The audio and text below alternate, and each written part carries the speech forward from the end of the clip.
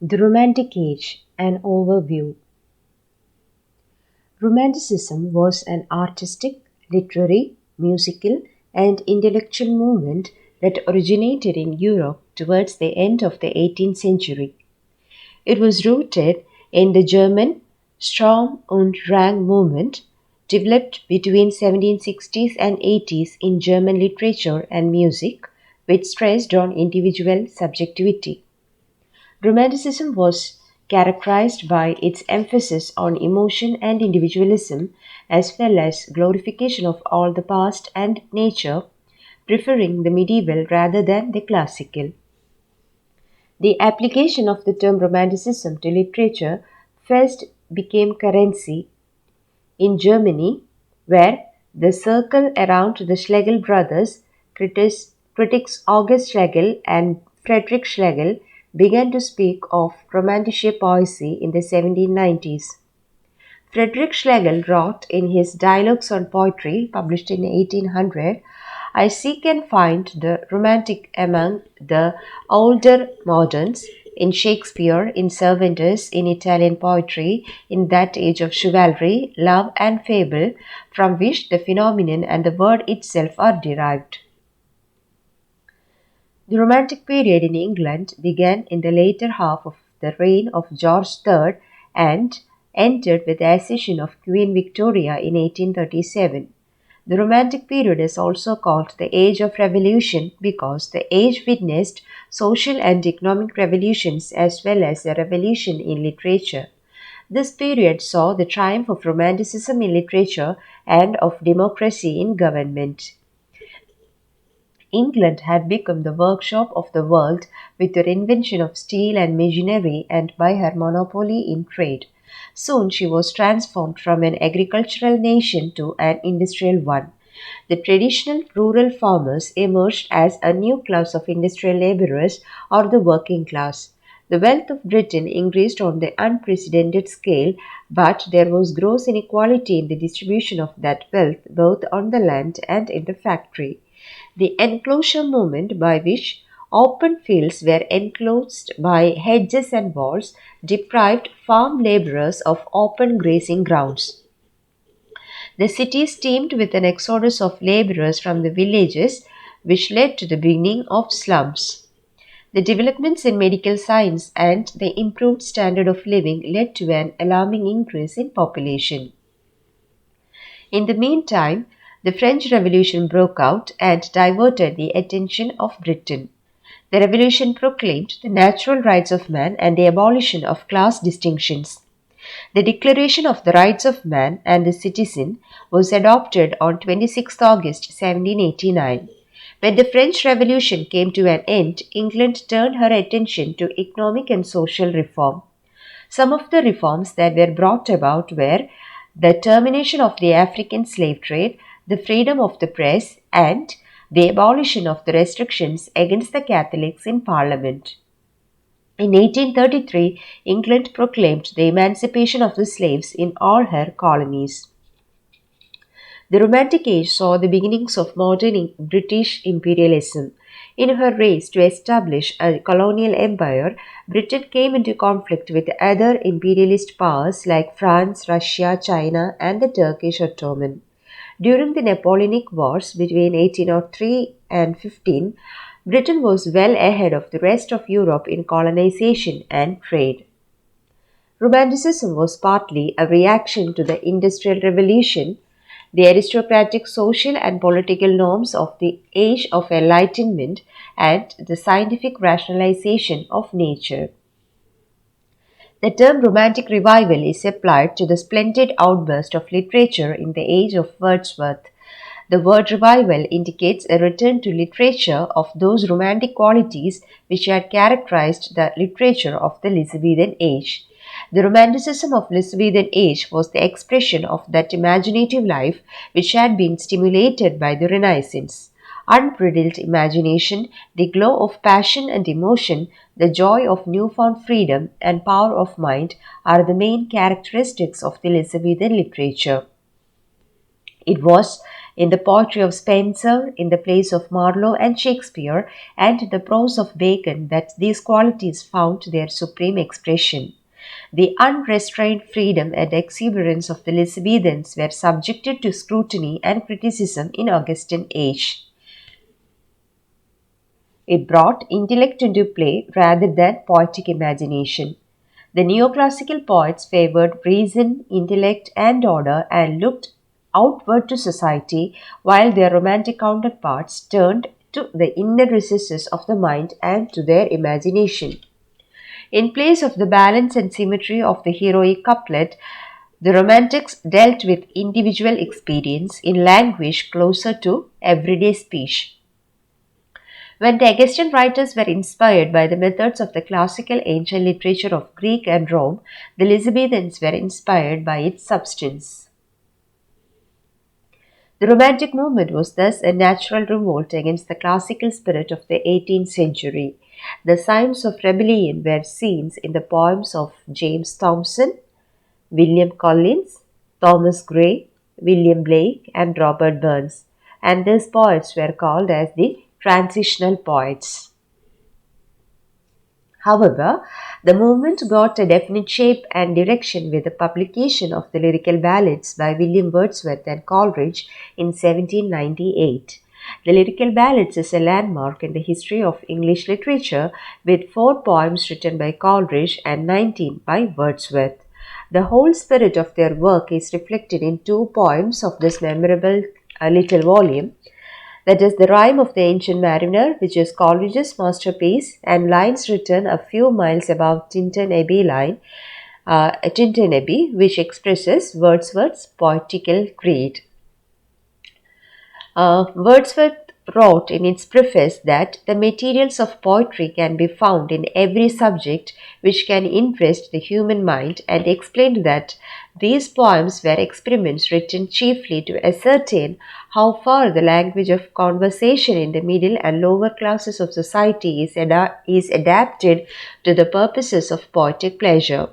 He warned his readers that different people mean different things by the word poetry, and that his poems were probably not poems in the sense in which they were accustomed to use the word. Thus, the preface to the Lyrical Ballads is a poetic manifesto that attempted to overthrow the tenets of the neoclassical school of poetry and to revive the free imagination and passion that were the keystones of Elizabethan literature. Romanticism allows the full play of the writer's individuality. The romantic pictures of life have only a faint likeness to reality. Either the common is made uncommon or the uncommon common. Walter Pater defined Romanticism as the addition of curiosity to the desire of beauty. Victor Hugo defines it as liberalism in literature, and George Sand calls it emotion against reason. So, Romanticism manifested a new delight in simplicity of theme, feelings, and expression. It also gave primacy to the worship of nature and to the lives of humble men and women. At the same time, the writers of the Romantic period were fascinated by the morbid and the supernatural, and also by the age old legends of the Middle Ages. This fascination for the strange and the uncommon led to the revival of the ballad form. So, the chief characteristics of the Romantic movement may be summed up as individualism or reaction against rules. That is, the individual has the right to express his thoughts in his own way. And mystery. The romantic spirit seeks the strange and mysterious and reveals the wonder of things removed far from real life. Interest in the past. They sought to get away or escape from the pressure of present reality and found solace in the remoteness and distance of the past that lends a wonder and enchantment to the panorama of life. Love of nature. They discovered a new beauty and wonder in the world of nature and expressed in poetry their emotional reactions to her beauty and magic. Interest in humanity. That is, they dealt with the lives of common men and women. Now, love for the elemental simplicities of life. The great romantic poets found inspiration in the simplicities of everyday life.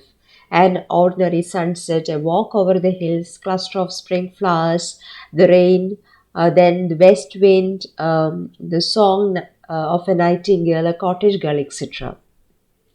Now, freedom of imagination, as we all know, is the cardinal characteristic of Romanticism. Speculative and inquisitive tendency.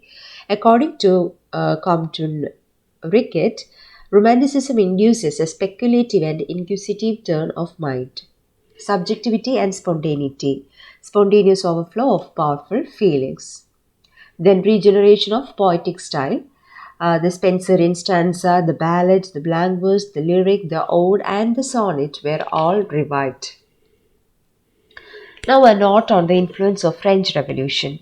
The French Revolution, which began in 1789, played an important role in shaping the course of Romantic poetry in English. The first phase of the revolution was ideological, dominated by philosophers like Rousseau, Voltaire, and Montesquieu. Though their writings influenced posterity at large, these philosophers exposed the hollowness of the prevalent social system and upheld democratic principles. Montesquieu focused on the miseries and the injustice meted out to the poor by the nobles. Voltaire ridiculed sham religion. Rousseau challenged the power of mere authority in government, religion, and society to enforce rules that interfered with the natural rights and the liberty of man. In The Social Contract, published in 1762, Rousseau observed, "Man is born free, but everywhere he is in chains." Rousseau looked upon social institutions as shackles that hinder the free movement of man. In his writings, he also advocated a return to literature and highlighted the superiority of feelings over ideas. He stressed the need for a radical change in the established order of things. He emphasized the importance of the noble savage and the free development of the individual, unhindered by any kind of restriction. The second phase of the revolution began in 1789 with the fall of the Bastille, the hated prison that became the symbol of tyranny and oppression. The fall of the Bastille signified the end of the old order of separation and the birth of a new order based on the ideals of liberty, equality, and fraternity. The third phase, or the military phase of the age of Napoleon, was an age of disillusion and despair. The promises that were made at the outbreak of the revolution of 1789 were not fulfilled. Eventually, the rise of Napoleon let loose a reign of terror and led to the establishment of military despotism. The war came to an end with Napoleon's overthrow at Waterloo in 1815. The failure of France to bring in a new democratic order resulted in a general collapse of hope and faith. The English poetry was closely associated with the various stages of revolution. Rousseau influenced Wordsworth, Sathe, Coleridge, and Shelley. The third phase horrified Wordsworth and Coleridge. Only Lord Byron was fascinated by events at this time. The teachings of Rousseau and the principles of the French Revolution powerfully influenced the Romantic poets in their general appeal to instinct and sentiment. Rousseau's primitivism, individualism, and romantic imagination found an echo in the poetry of Blake, Wordsworth, and Coleridge. Primitivism is the belief that the beginning of the world, like that of individual life, is much better than the later stages of life. This call to return to nature and a cult of noble savage, that is, life lived at an elementary stage, directly influenced Wordsworth. Protesting against conventional society, individualism gave scope to the individual to indulge freely in whims and fancies, personal emotions, and general experiences. It paved the way for the subjective poetry of the Romantic period. Rousseau's theory of the romantic imagination holds that a person uncomfortable in the present circumstances should seek refuge in the romantic past in a world of his own dreams. The poetry of the early revolutionary period differs considerably in tone from that of the late revolutionary period. Thus, the Romantic poets have been grouped into two: The older group, or the first generation, consisting of William Wordsworth, Coleridge, and Southey, these three are grouped together as the Lake Poets, and Sir Walter Scott. So Wordsworth, Southey, and Coleridge had at some time or other lived in the Lake District of northwest England. Hence, they are referred to as the Lake Poets. And the second generation, or the younger group, comprising George Byron, Shelley, and Keats. Now to William Wordsworth. William Wordsworth brought a completely new approach to the writing of English poetry. His objections to an over-stylized poetic diction, his attitude to nature, the choice of language, and his choice of simple incidents and humble people as subjects of his poetry are just minor aspects of his revolutionary achievement. Poetry for him was primarily the record of a certain kind of state of mind, and the value of poetry for him lay in the value of the state of mind which the poem recorded. In his famous preface to the second edition of Lyrical Ballads published in 1800, Wordsworth states his conception of the poetic art as the breadth and finer spirit of all knowledge, and of poetry as the outcome of the spontaneous overflow of powerful emotions recollected in tranquility. He has also stated his definite views on the subject and style of poetry. The incidents and situations from common life should be dealt with in a selection of the real language of men in a state of vivid sensation. Wordsworth's first poem, of any length, An Evening Walk, published in 1793, shows the influence of the French poets Rosset, Rauscher, Delille, and Saint Lambert. Descriptive Sketches, which was also published in 1793, is a travel poem dealing with his Alpine tour of 1790. The Lyrical Ballads, published in 1798, brought out the noblest and most significant poem of Wordsworth, that is, Lines Written a Few Miles Above Tintern Abbey. The poem is important in giving one of the most succinct of Wordsworth's account of the development of his attitude to nature. The collection also comprised The Idiot Boy, The Thorn, Simon Lee, The Complaint of a Forsaken Indian Woman, Expostulation and Reply, and Lines Written in Early Spring. Wordsworth's finest works were written between 1798 and 1808, which included Michael, the Old Cumberland Beggar, She Dwell Among the Untrodden Ways, Strange Fits of Passion, and Nutting. The first book of The Recluse tells of her settlement in the Lake District. The visual scene and emotion, the memories, the moral ideas, the benedictory attitude towards his sister Dorothy are bound up with one another in his long autobiographical poem, The Prelude, written in 1805, but was published posthumously in 1850.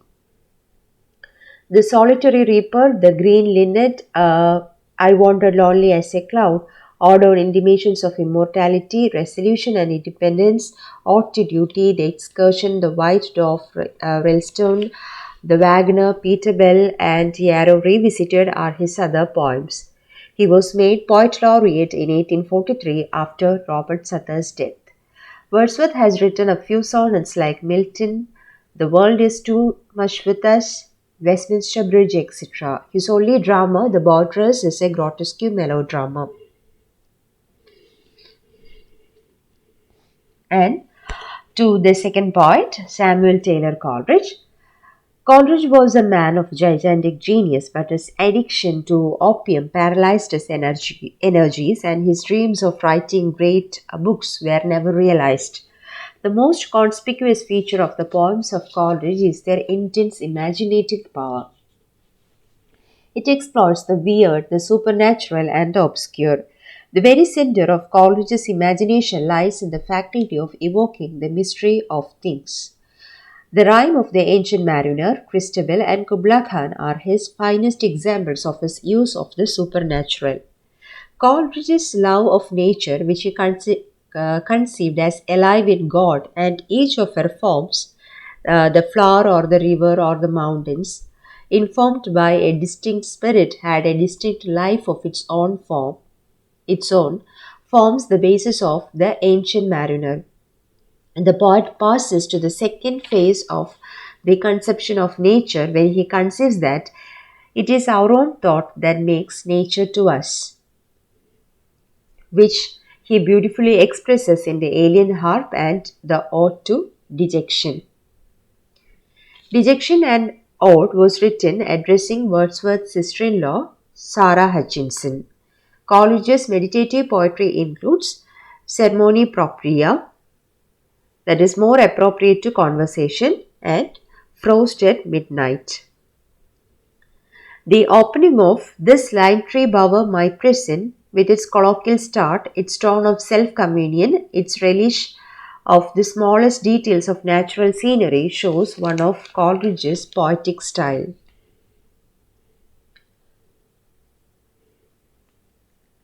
Coleridge's disillusionment with the French Revolution are expressed in Ode on the Departing Year and France an Ode, which was originally entitled Recantation. Biographia Literaria, published in 1817, is Coleridge's most valuable prose work, wherein his analysis of Wordsworth's theory of poetry brought him in the line of prominent critics in English. He divides the imagination into primary and secondary. Primary imagination enables us to perceive and make sense of the world. The secondary imagination enables individuals to transcend the primary in imagination. It is the creative impulse that enables poetry and other art. Poems on various subjects, Sibylline Leaves and Lyrical Ballads are his collection of poems.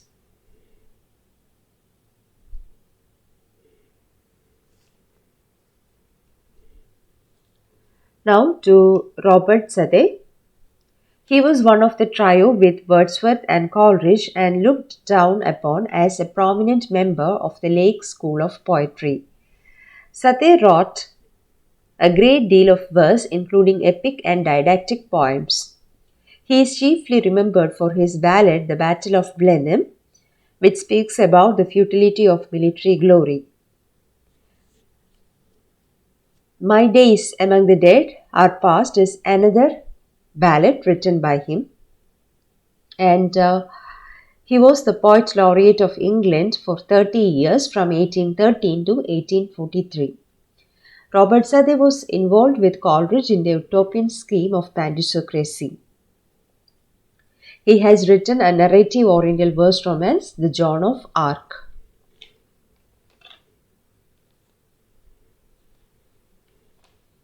So to Oriental Renaissance, Robert Southey and Lord Byron wrote Oriental poems, that is, poems dealing with the Orient and the Oriental.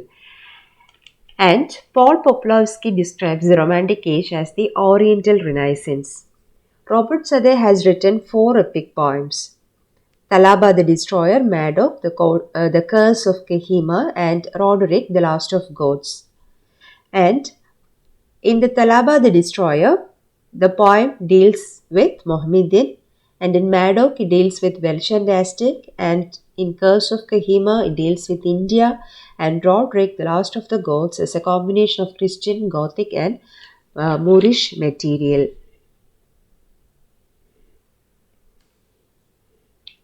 Now to the poet Sir Walter Scott. He was one of the chief lyrical poets who tried to revive old ballads and romances. His first collection, Minstrelsy of the Scottish Border, was published in 1802 to 1803. He became popular with The Lay of the Last Minstrel, in which a thread of Gothic supernaturalism was woven into a Scottish tale. Other romances in verse were Marmion, The Lady of the Lake, and The Lord of Ice, and Rokeby. To the younger generation of romantic poets, now we deal with Byron. Byron's greatest and most important contribution to English romantic poetry was the addition of passion, or the tones of passionate feelings. Byron published his first collection of poems, Hours of Idleness, in 1807, which was ferociously attacked by the Edinburgh Review. Byron replied with a vigorous satire, English bards and Scottish poets. His first great literary triumph came with the publication of the first two cantos of Childe Harold's Pilgrimage, a fictionalized account of a trip to Mediterranean. Byron's life and works inspired the concept of the Byronic hero, a defiant, melancholic young man brooding on some mysterious, unforgivable sin of his past. Byron had no faith in old order, and as in the brilliant vision of judgment, he pours merciless ridicule upon the spent forces of the ancient feudalism and monarchy. His narrative poems include The Sage of Corinth, Parisina, The Prisoner of Chillon, Manfred, Cain, etc. Then his other romances include The Curse of Minerva, The Waltz, The Gayowa, The Bride of Abydos, The Corsair, Lara, Hebrew Melodies to Tirza, and She Walks in Beauty. Byron's satire, especially Beppo and Don Juan, scintillate with humor. His masterpiece is the unfinished poem Don Juan, which he used as a platform to express many of his sardonic opinion of people and events. Now to P.B. Shelley. Shelley was a revolutionary idealist, a great prophet of faith and the hope of the world. He was also a transcendentalist. The watchwords of the French Revolution, liberty, equality, and fraternity, guided him in his rebellion against the institutions of marriage, family, church, and also against tyranny and unjust laws. Being an atheist and writing the pamphlet entitled The Necessity of Atheism, Shelley was expelled from the Oxford University, and in his first major poem, Queen Mab, published in 1813, he attacks religion and moral codes. Alastor, or The Spirit of Solitude, depicts the tragedy of a young idealist who seeks his ideal of beauty in real life. It was followed by Hymn to Intellectual Beauty. The Revolt of Islam is a passionate plea for freedom. Juliet and Medello records Shelley's impression of Venice and the great poet Lord Byron. Lines written above the Euganian shows Shelley's characteristic combination of the elegiac and the apocalyptic. Prometheus Unbound is a superb lyrical drama. The Censer is a verse drama which is remarkable for its concentration and tragic power. The Witch of Atlas, published in 1820, is the lightest and most delicate of Shelley's fantasies. The Sensitive Plant, published in 1820, uses archetypal images in its happy rendering of Shelleyan theme. And Shelley's poetic genius excels in lyrical pieces like The Skylark, The Cloud, Ode to the West Wind, Hymn of Apollo, Ode to Liberty, Ode to Naples. And Ozymandias is a wonderful sonnet. Adonai, published in 1821, is his well-known elegy on the death of John Keats. Hellas is a lyrical drama inspired by the possibilities of Greek revolt against Turkish domination. Shelley's final unfinished long poem, The Triumph of Life, is a dream poem in terza rima with echoes of a number of Italian poets. Shelley's Defense of Poetry, written in 1821 and published in 1840, is conceived as the defense of the value of poetry against the arguments brought against it by Thomas Love Peacock in The Four Ages of Poetry, and modelled in general style on Sidney's Defense of Poesy. It is a very Platonic argument. The central point is that the poet, through his use of imagination, comes directly into contact with the world of Platonic ideas and so with true reality. And now to John Keats. A thing of beauty is a joy forever. The first lines of his poem Endymion. This is the theory that Keats followed all through his life. He was a poet of the senses. Arnold said Keats as a poet is abundantly and enchantingly sensuous. Keats's earliest attempt at verse was imitation of Spenser, which consists of a few Spenserian stanzas. It was published in his first anthology, Poems, published in 1870. Then his two poems, I Stood Tiptoe Upon a Hill and Sleep and Beauty, show the influences of Spenser and Leigh Hunt. His famous sonnet, On First Looking into Chapman's Homer, reveals his wonder and delight at the discovery of the newfound world of Hellenism. Shelley once said Keats was a Greek. Keats's first ambitious work, Endymion, appeared in 1818. It is probably based on Drayton's The Man in the Moon and Fletcher's The Faithful Shepherdess. Isabella, or The Pot of Basil, is based on Boccaccio's Decameron and tells a tragic story of love. Lamia is the story of the serpent woman or enchantress taken from Burton's The Anatomy of Melancholy. The Eve of St. Mark and Hyperion are his two unfinished poems. Keats's greatest odes include To a Nightingale, To Psyche, or To Melancholy, To Autumn on Intelligences, etc. Then he has written 61 sonnets, of which On First Looking into Chapman's Homer, When I Have Fears and Bright Star are worthy to be ranked with those of Shakespeare. Medievalism, with all its paraphernalia of romance and legend, love and adventure, is most prominent in The Eve of St. Agnes and La Belle Dame Sans Mercy. Now to his theory of poetry, negative capability, he says, a poet has no identity.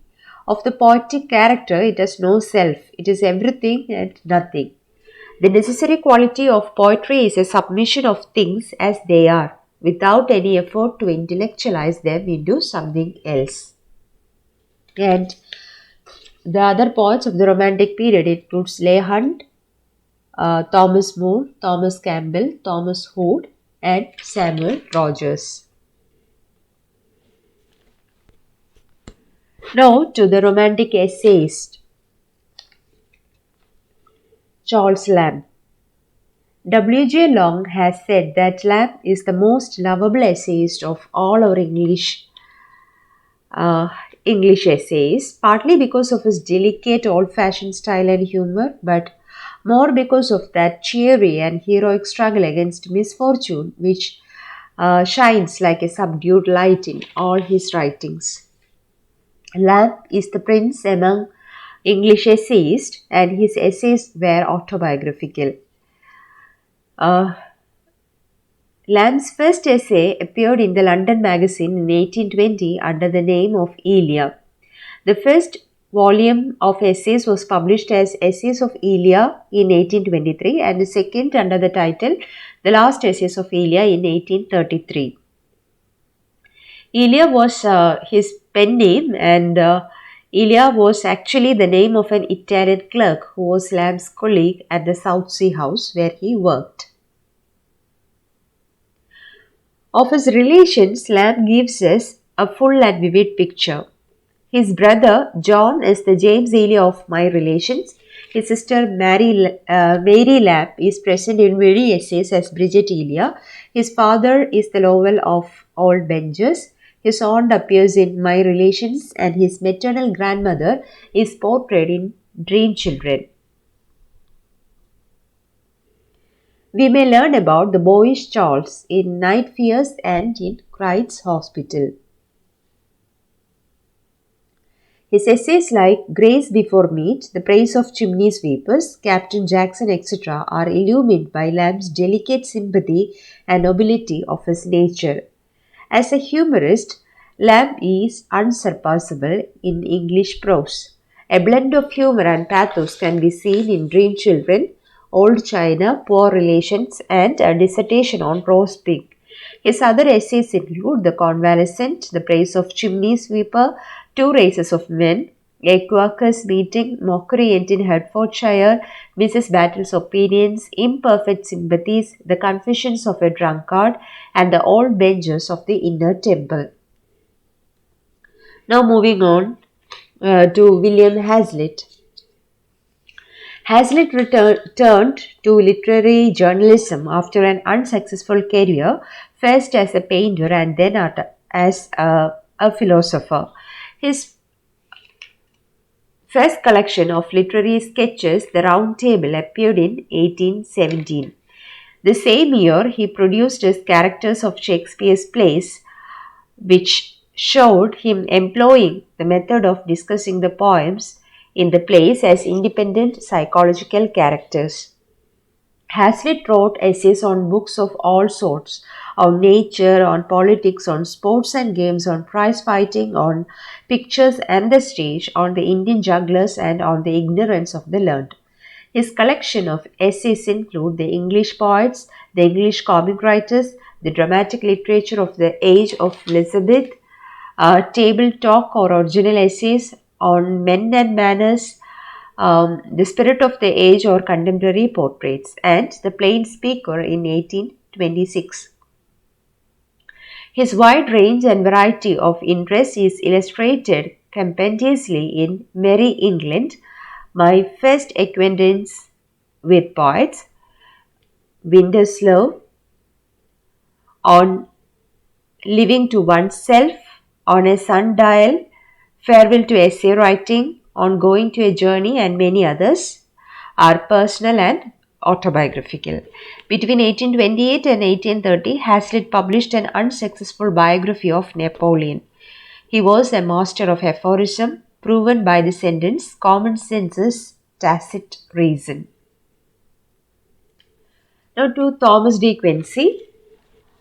De Quincey is a voluminous writer of great versatility. His literary career started in 1821 with the autobiographical work The Confessions of an Opium Eater, in which he utilizes his early experiences and exhibits his fantastic imagination.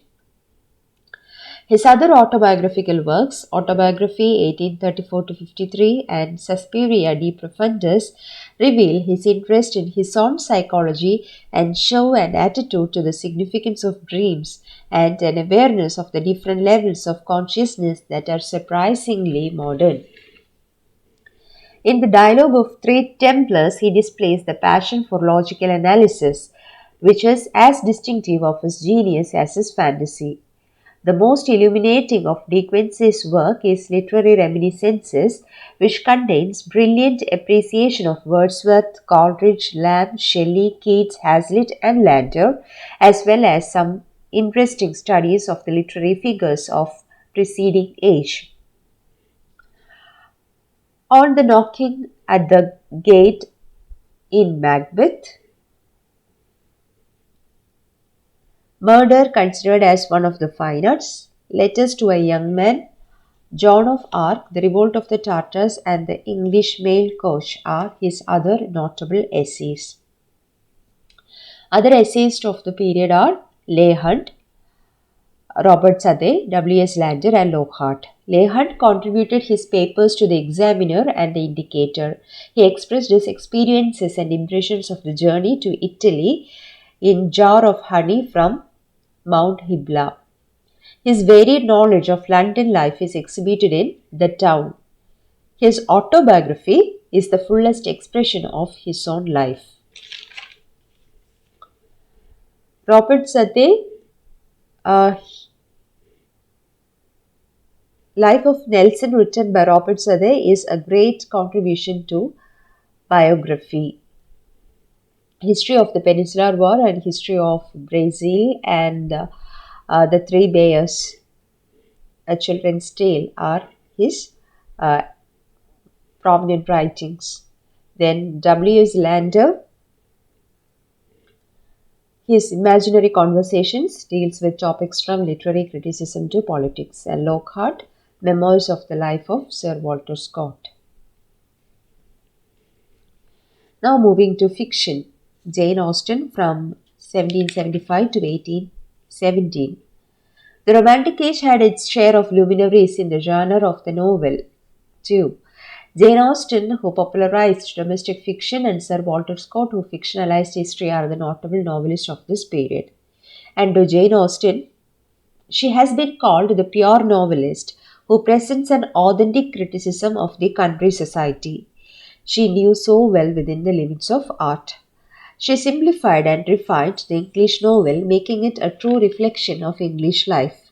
And she has always written from the domestic space. Jane Austen published six novels between the years 1811 and 1818. Her first novel, Pride and Prejudice, written in 1796-97 and published in 1813, deals with men and manners, and it is a fine example of domestic comedy. Sense and Sensibility also is a domestic comedy. The Northanger Abbey is a burlesque of the Radcliffean horror novel. Her three novels, Mansfield Park, Emma, and Persuasion, appeared in quick succession. Austen wrote from the feminine point of view. Her presentation of the masculine mind is confined to the picturing of men as they appear to women and not as they appear to men. Now to Walter Scott. Scott wrote historical novels with great haste and rapidity. His novels, known as the Waverley novels, consist of 27 novels and 5 tales. His very first novel, Waverley, published in 1814, is a slight attempt at a sketch of ancient Scottish manners. The subtitle of Waverley is "It is 60 years since," and the phrase is repeated many times throughout the book. The novels in the series include Eleventh Hour, Guy Mannering, The Abbot, The Monastery, Kenilworth, Old Mortality, The Antiquary, etc. Scott combined the elements of real life with elements of wonder from old romance and created a new synthesis of historical prose romance. Despite his love for historical realism, Scott's novels had the impact of Gothic romance. And a few note on Gothic novel. The Gothic novel is another literary genre that established itself in the 18th century. Horace Walpole's The Castle of Otranto, published in 1764, is the first Gothic novel in English. A typical Gothic novel is set in a gloomy castle where the supernatural and the irrational loom menacingly in an atmosphere of evil and hidden images. The Gothic tradition in fiction had its fervent votary in Mary Shelley, wife of P.B. Shelley, and her fame rests on her Gothic novel Frankenstein, an epistolary narrative which is a combination of the Gothic tale and the fable of ideas. Other novelists of the period include Maria Edgeworth, Stories for Children in 2 volumes, which she has penned, and just titled the Parent's Assistant and Early Lessons. She has also written some Irish tales like Castle Rackrent, The Absentee, Ormond, Belinda, Lenora, Patronage, and Harrington. And another novelist, Thomas Love Peacock. His notable works are Headlong Hill, Melincourt, Nightmare Abbey, Maid Marian, The Misfortunes of Elphin, Crochet Castle, and Grill Grange. So that's all about the Romantic Age. Thank you so much.